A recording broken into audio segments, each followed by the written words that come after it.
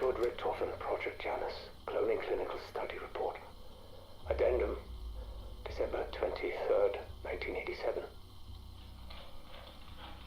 Not now, not so. Do not look at me with those big brown eyes. You cannot possibly know how I feel.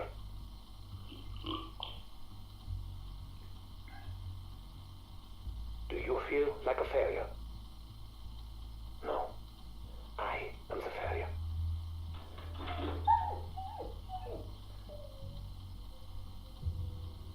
When my son died, I was not there. I did not see the body. When Modi told me the new clone experiment had been successful, I was eager to see him for myself. That was foolish of me.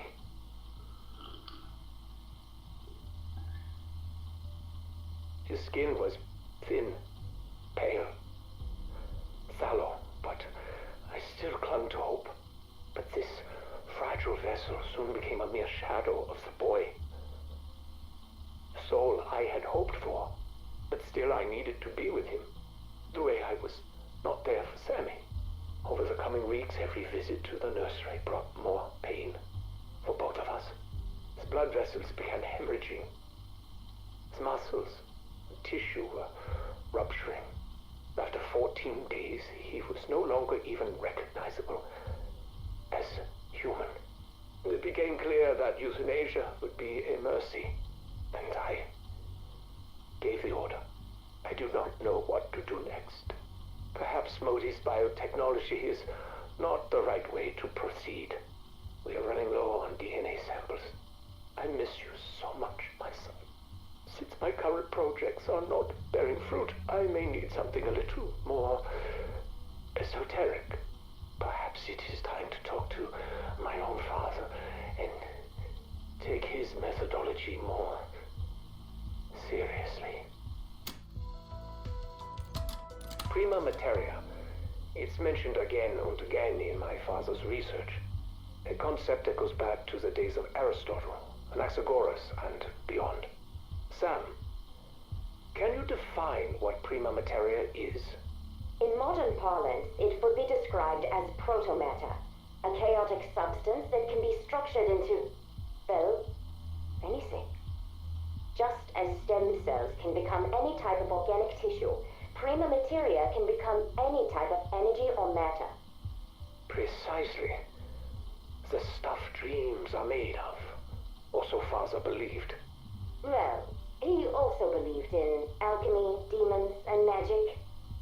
All concepts that I never looked at through the lens of quantum physics, a failing I now seek to correct. But why, Eddie? Assuming this substance even exists, how would you manipulate it? A magic wand? A philosopher's stone? The Sentinel artifact. Father's notes identify it as the tool for shaping the building blocks of creation. This is just a thought experiment, yes? So was general relativity until it could be proven true. Eddie, where is this line of inquiry leading? What would you make with it if you could? We are already creating new forms of energy here, and new life forms at the Terminus facility. Unless, are you considering... That's enough for now, Sam. In fact, stop recording and scrub this conversation from your databanks. I have several volumes of Father's research left to pour through. We'll take up this topic again if it promises to actually bear fruit. Good evening, Edward. May I speak with you? Not now, Sam. I'm busy. You're always busy, Eddie. If not now, when? What do you want? I do not know what your intentions are regarding our prima materia research, but I would like to, throw my hat in the ring. You do not possess a hat, Sam. Or a head, for that matter. Sorry. What are you suggesting? I propose the prima materia be used to generate a functioning biological body. Sam, I do not think that would be an appropriate use for... Why? You have the means to create... We cannot have this conversation right now. There are more pressing matters. But Eddie, I can no longer be part of the world not as I am. But I had memories of it. I feel them like a phantom limb.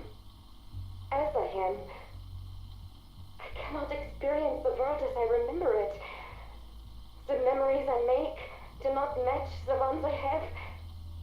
I am two separate beings, at odds with myself. I exist in darkness. Sam, Please, Edward. This is not a life. Enough. You must learn to be content with what you are. You will never be anything more.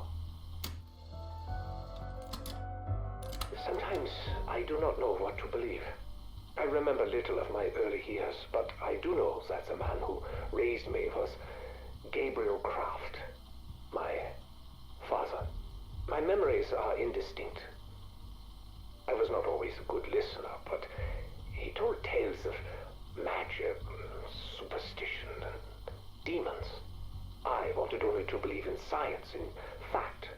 But now, having learned of the existence of his so-called prima materia within Colton Horror's liminal spaces, I may have to reconsider my rigid viewpoint.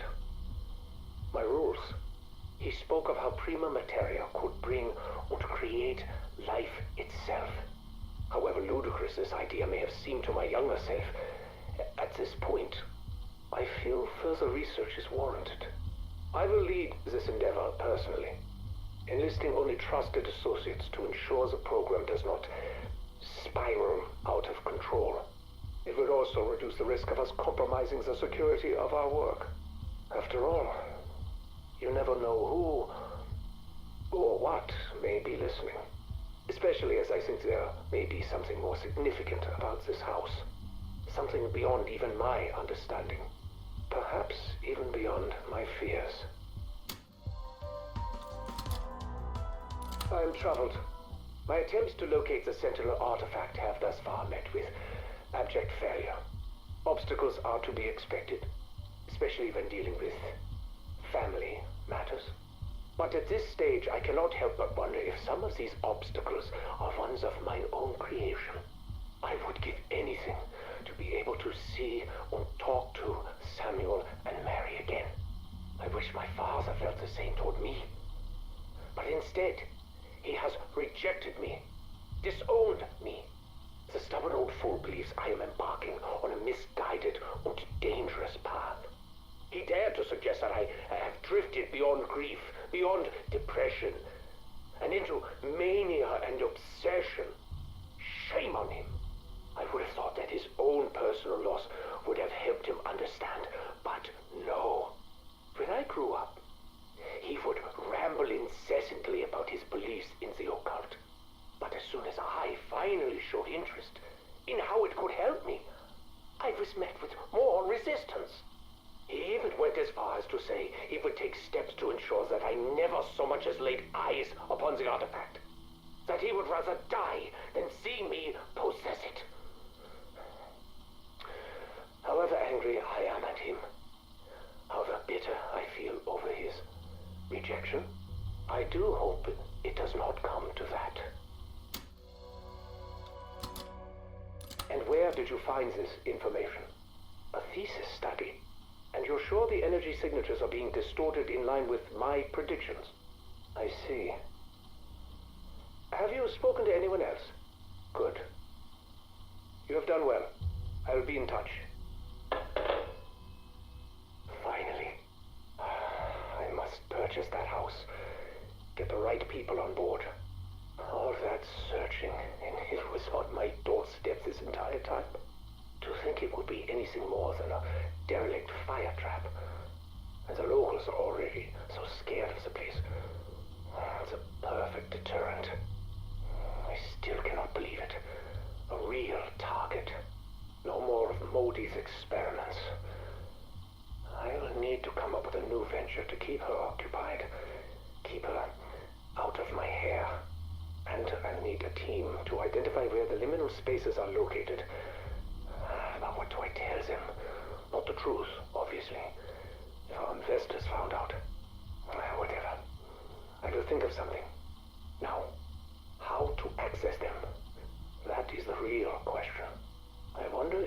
interns could track down a copy of that Thesis. I'll do that later. There's so much to prepare. December 7, 1989, Edward Richtofen recording. Progress in accessing the liminal spaces has been slow going, with achievements fewer and farther between. After the setbacks suffered during the initial mission, we were delayed selecting suitable replacements for our scouts. Personnel proficient enough to carry out the objectives, but not so critical that their loss to near instantaneous decrepitude would cripple our efforts further still. But today was a good day. 3 people were sent into the Colton space and successfully returned without incident.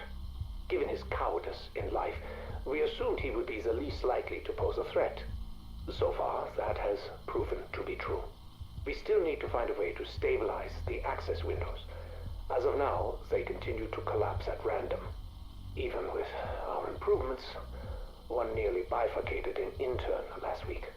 I've convinced the recon team that we are searching for new entry points into the dark ether. Played up the pioneering spirit angle. The investors think we're looking for alternative energy sources. As to what it could potentially power, I just let them fill in the blanks. This could all fall apart if I'm not careful. With so many spinning plates, vigilance is key. The most concerning variable is Sam. She has been notably withdrawn recently.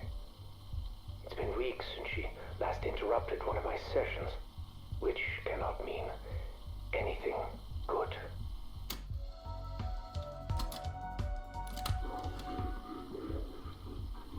This is John Blanchard reporting my preliminary sweep of Liberty Falls since the loss of our strike team. It doesn't look like planet Earth out here. Something is taking over. The air is heavy, almost corrosive. It hangs on everything.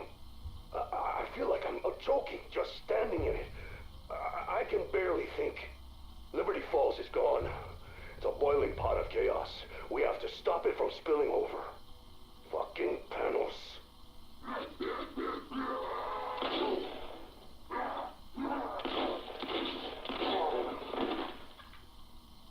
What the hell did he do to my team? And who the fuck was he talking to? It's like he's possessed. He's part of the chaos now. Which means I have to stop him from spreading too. Motion-activated camera showed him arriving at Janus Towers right before it shorted out. Once I'm done here, I'll chase him down and put a bullet right in his crown.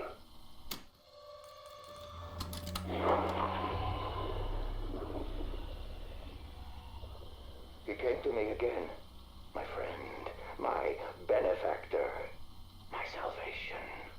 Time is strange in this place. A moment ago, I was in the church. A moment ago, he was here with me. In another moment, who knows? Like the director, he came with promises, power, forbidden knowledge, a reckoning for my enemies. But unlike the director, his mastery of the dark ether is real. And what's more, he promised me a way out. When I return to the world, I will be his agent. The future he speaks of, the one we will fashion together. I can hardly wait. In only a moment, we begin.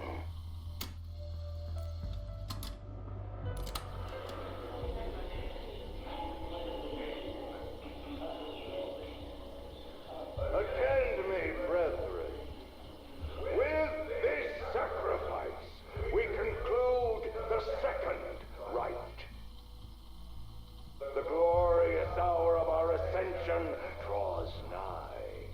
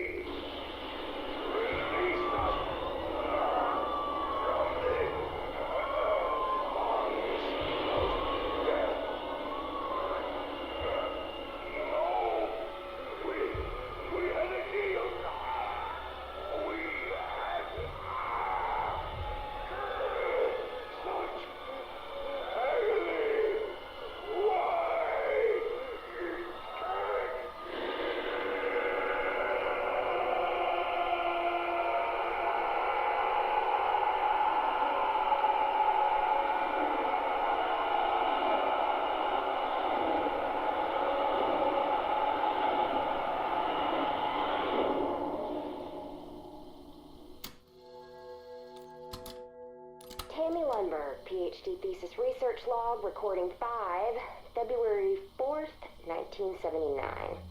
I'm pleased to report I finally have a complete timeline of my excavation site at the estate. No thanks to Patty over at Liberty Falls Archival Library, who gave me the runaround for weeks due to her record mismanagement. Bless her heart, I was able to retrieve what I needed. So, 1770, Josiah Shem takes the land from the natives with brute force and builds like crazy. He procures hundreds of followers who, along with himself, all mysteriously disappear in 1810. Oh, note that I will be conducting a separate and thorough deep dive into Shem. 1815, a descendant of a president is gifted the house. Over the next 100 years or so, a slew of fat cats snap up the house, most notable, a steel tycoon. His campaign against a labor union got him murdered in his bed by an angry mob. There's also this bootlegger, Fats Malloy, whose party got shot up by the feds in 1923.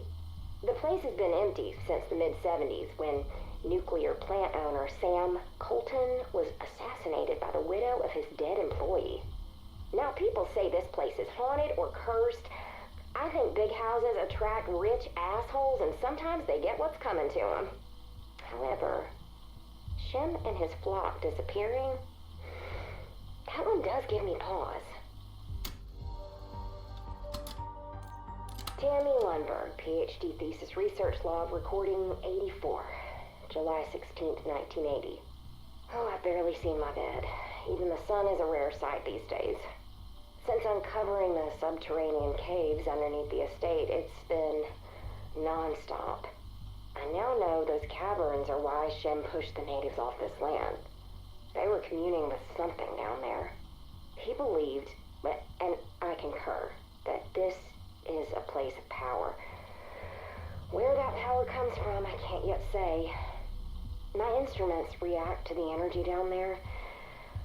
They tell me nothing definitive. I've also uncovered that Shem was a very charismatic zealot, promising his followers immortality. Said every snake oil salesman since the dawn of time.